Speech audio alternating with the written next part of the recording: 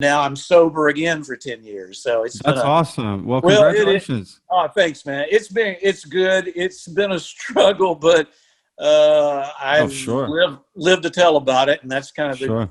the best part of it, you know? I understand. Look, I'm honest. I've had my own struggle with alcohol. Nothing that ever got too intense where nobody had to intervene or get help. But I knew I had a problem where I was drinking Yeah. too much, and it was, it was just devastating to my life, to be honest with you. Well, I admire people who can admit that and understand they have a problem, you know, For sure. There because, we go. no, Yeah. sorry. I've all of a No, sudden, please. I've got some call. I have this on some sort of silence, so I don't know why it's doing that. Don't even sweat it. Please. Yeah. That's the last thing we need to worry about. Yeah, no, Yeah, we're talking about alcohol here, damn totally, it. right? Like, We got bigger problems than a phone absolutely. call. Yeah, I'm with you though. It is important to make that first step of, admitting you have a problem, and because you're never right. You're never going to get to the finish line if you don't start the race to get there, right? To get sober, or you gotta start that race. You gotta admit it. You gotta jump in and say, this is it. This is what's happening. And at that point, it's different for everybody. That's right. At that point, you're just a you're different exactly journey. right. I mean, I went to rehab, and admitting it was the first step, exactly like you're saying.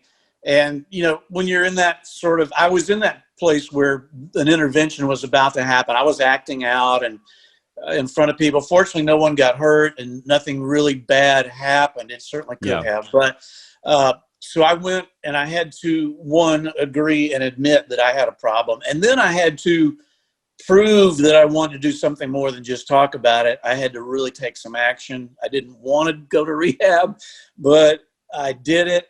And then, like you said, when you get in there, you realize everybody has a problem. Everybody has an addiction, but no two people have the same addiction or the same way that they got to it. Yeah.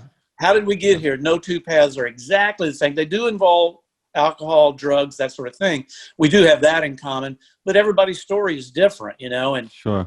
And once I got in there, I wanted to kind of find out, why am I doing these things? What is causing, why am I acting out like this? And of course, it's a lot. It goes all the way back to problems and, medicating, self-medicating. And, you have to come and face a lot of things that aren't pretty and talk about things you really don't want to, that you've been not talking about and avoiding and hiding for years. So it's a process. But I came out the other side of it feeling good, and I got to keep my family and most of my stuff too. So that's awesome. It was really good. Of course, the family is the most important thing, and they helped me through it. But so many of my friends were not so lucky. I mean, it's this business has a way of taking its toll. You're gone for a lot of your career, and families. That's tough. It's tough to juggle and balance. And if you don't have a lot of help doing it, then you can get lost along the way. And so many people do. Do you think that's why so many people in the industry, get caught up in these sort of things, the partying, right? I mean, I guess it's just a part of the lifestyle in a way, right? People see that as the stereotype of a musician, traveling musician, on tour. Like that's what they do.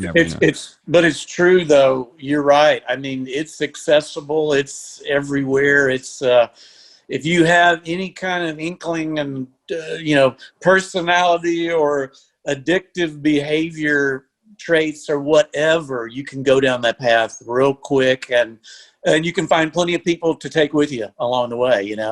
That's it right there. I think that's a big thing right there, right? Like, you're not going alone. We'll come with you. Like, you can almost be a social outcast by being straight. That would be hard, for a young person that has a few morals that maybe I didn't, and a few qualities that I maybe wish I had. It could be hard on someone like that. It would really show who you are. And I admire people like that, truly. I see them to this day that they want to talk about my experience because they just have never had it. And it's just, it's great that somebody didn't go down that path, because I knew so many who did, and lots of musicians. In the beginning, it's a lot of learning and wanting, but in the beginning, there's no money, there's no glory, no big spotlight on anything. It's like, even with Leroy Parnell, he was just getting started. He wasn't an act yet. He was just a local guy that was disciplined in writing, and I admired that about him.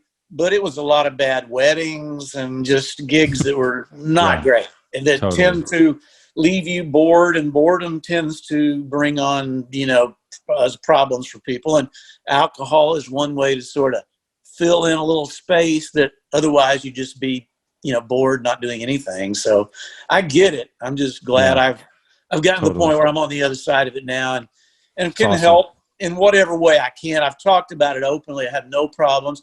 And I really love seeing people have a good time. Have no problem with anybody drinking. I think it's those that can do it. Man, I'm just so admire that sort of quality so much. My wife. Most people can't do it. They just continue to do it, right? That's what I think it is.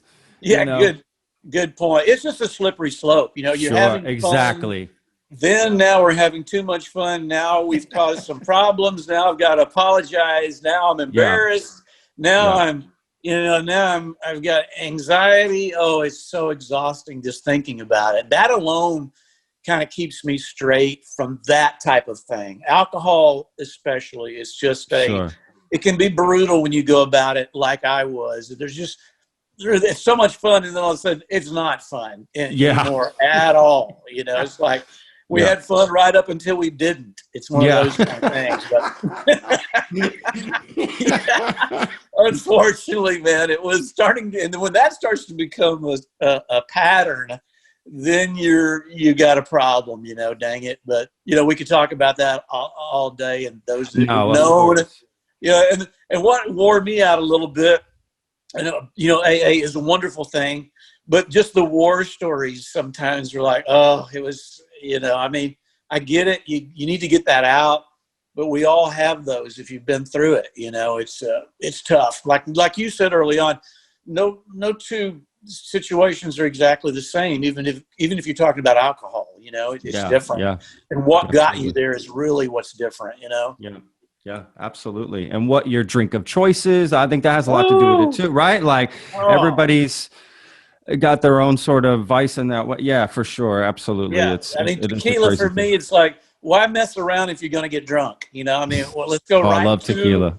Oh, I love it. And then there are so many great tequilas, like back in the day you had Jose Cuervo, and that was it. If you want, so tequila always got a bad rap. It wasn't good, but along the way they refined, and they've found ways to make it in such a better way, and aging process, like with some fine bourbon. It's just unbelievable. So I got hooked on that, and it was just so much fun, of course, and I spent 13 years on the road with Brooks and Dunn, and for 10 of those years I was just on the bus writing songs. I had no real responsibilities.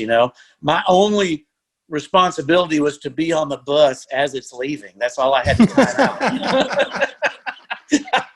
So all that time in between, I could do whatever the hell I wanted to do. I did. I did. And then finally, eventually, made my way to the bus. Sometimes as it was rolling and they were threatening to leave me. You're running along the side of it, just like, and usually in just my underwear at that point, so. They're like, oh, here comes McBride again. I literally remember waking up some mornings and the bottoms of my feet would be black because I was like partially naked out in the parking lot. Oh, it was not good. One of those nights, and I'll share this with you, I was in my bunk, really, really drunk, a heartburn already. I just think I'm dying. And I woke up that morning feeling so bad, so rough. And I got a text, but what had happened before I went to bed, I sent this text off to my wife, some, nasty, half nasty. If you were here, take me what I'd be doing to you right now. It was just over the top, misspelling, words left out. Oh my God. So I wake up that morning, I'm feeling bad already. It's going to be a long day. And I get a text message from the rep from the Ampeg company who gives me all my amplifiers. At that time I was playing bass with Brooks and Dunn. The last 3 years I played bass with them. And it was this guy, Ted Kornblum, who works with ZZ Top, all these wonderful musicians. And he was also working with me. And I woke up to, hey, Terry, who's Kathy? I think I love her too, he said. And I went, oh no, I had sent my message to my wife, to my Ampeg rep instead. Oh my God. Yeah, it was a long day, and that was just like one of many, unfortunately, on the road like that.